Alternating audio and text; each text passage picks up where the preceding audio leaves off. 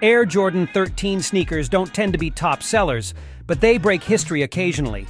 It is an often underrated silhouette but continues to ebb in and out of the most wanted sneakers lists throughout history. The release of the Air Jordan 13 Flint Gray coincided with ESPN's The Last Dance, churning up some incredible hype around the documentary and pushing the sneakers to record-breaking sales. With so many epic options, we made a list of the 15 best Air Jordan Retro 13 sneakers of all time. At number 1 is the Air Jordan 13 Retro Doernbecher. It shouldn't surprise you by now that Nike makes some of the best collaboration sneakers out there, and many of them have a significant meaning behind them. One of their unique collaborations is the long-standing partnership with Doernbecher Children's Hospital. Each year, children from the hospital can design their own Doernbecher sneakers. A lucky winner's design is chosen to be sold, and the profits raise money for the hospital. In 2015, 11-year-old John Charles, a patient at the hospital battling Crohn's disease, created this epic pair of Air Jordan 13 retro sneakers. The uniqueness of these sneakers isn't just limited to the seldom-seen glossy patent leather that makes up the entire upper of the sneakers in snakeskin embossed black and the dotted teal paneling. Still, the sole has been modified with John's personal touches. The soles feature John's soccer number, a caricature of a kid with an arched brow, Crohn's on each sole to symbolize his desire to step on and beat his disease, and 7 pills that represent the medication he has to take every day to manage his illness at such a young age. With lime green laces, Jumpman on the tongue label, and JC in the hologram eye, these are signature sneakers that support a fantastic cause and deserve to be in the top spot on this list of best Retro 13 Air Jordan sneakers of all time. Our number 2 is the Air Jordan 13 Retro, He Got Game 2018. The Air Jordan 13 white-black colorway was first featured in Spike Lee's famous 1998 film He Got Game, in one of the most iconic scenes in sports drama history. Since then, the sneakers have been known as the He Got Game sneakers. The retro sneakers were re-released in 2018. As it was initially known, the colorway features black and white tumbled leather that uses red as an accent color for the ensemble. The dotted whisker section of the upper is white, while the rest of the sneaker construction is black tumbled leather. The hologram logo is a dark green that contrasts the red accents perfectly. These He Got Game Air Jordan Retro 13 sneakers deserve a place on everyone's list. Number 3, AJ13 Gray Toe. These sneakers first hit the scene in 2005 for the first time, whereafter they were retro re-released again in 2014.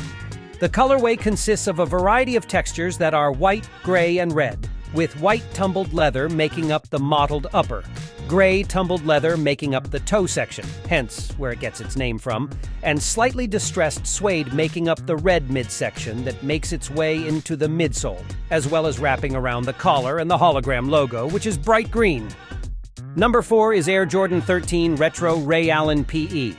Ray Allen famously set the all-time record for three-pointers made in a player-exclusive version of the AJ13s. The Air Jordan 13 Ray Allen player-exclusive sneakers were a stunning and refreshing break away from the standard red many AJ13s used. The upper part comprises white tumbled leather, while the rest is an incredibly soft suede and muted green that blends in with the hologram logo on the back. This shade of green is just earthy and refreshing, a color you don't often see in the Air Jordan 13 world. Number 5. Air Jordan 13 Playoffs. Everyone knows that the playoffs are where history is made. Michael Jordan made history strutting these Air Jordan 13s during the 1998 NBA playoffs, where they nabbed the name. Still, Nate Robinson was more well-known for sporting these sneakers on the court. These sneakers use a more stingray leather-like finish than the standard tumbled leather for the toe section. The mottled upper complements the texture starkly with a suede midfoot area that can be seen again on the heel and the tongue label. Of course, it wouldn't be the AJ13 without the hologram logo on the heel, which is the signature cat's eye green. At 6 is the Air Jordan 13 Flint. These flawless sneakers dripped in 2017 and caused a stir, changing what we thought all Air Jordan 13s looked like. For starters, the white toe paneling was replaced with patent leather, and the gray suede we sometimes saw on the midfoot area extended down into the midsole for a seamless look. Instead of using leather for the mottled upper like we are used to, the Air Jordan 13 Flint brought a new level of depth with the denim-colored upper made from a woven material. 7. Air Jordan 13 Bread. These classic black and red Air Jordan 13 sneakers, cutely named Bread as a play on words, were re-released in 2017 when Nike and Jordan Brand brought these sneakers to full family sizes.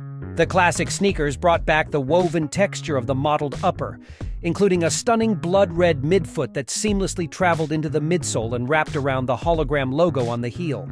There are some peaks of white hinting from the outsole, but the entire sneaker earned its name of Bread on the outsole alone. Number 8. Air Jordan Retro 13 Low QUAI 54.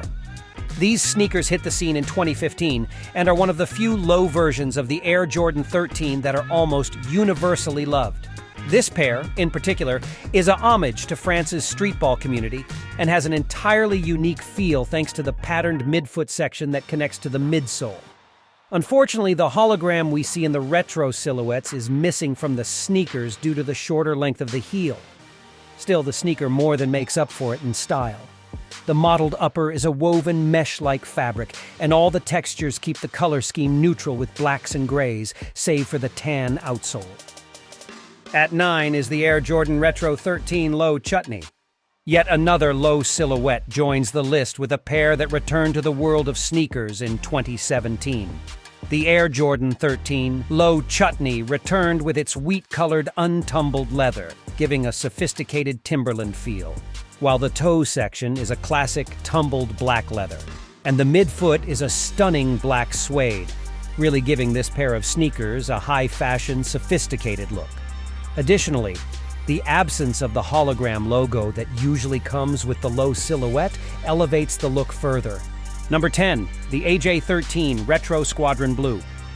This retro style came back in 2013 when the signature blue shade exceeded the typical navy or denim you might see on some other Air Jordan 13 releases. While the color is maintained across the entirety of the sneaker's upper, the sneaker's different textures bring the color to life in different ways. From the tumbled leather of the toe section to the suede paneling and the mottled woven upper.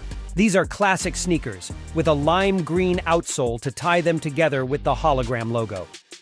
Number 11 is Air Jordan 13 Retro CP3 PE. A tribute to Chris Paul's days with the New Orleans Hornets, these retro sneakers were released in 2015.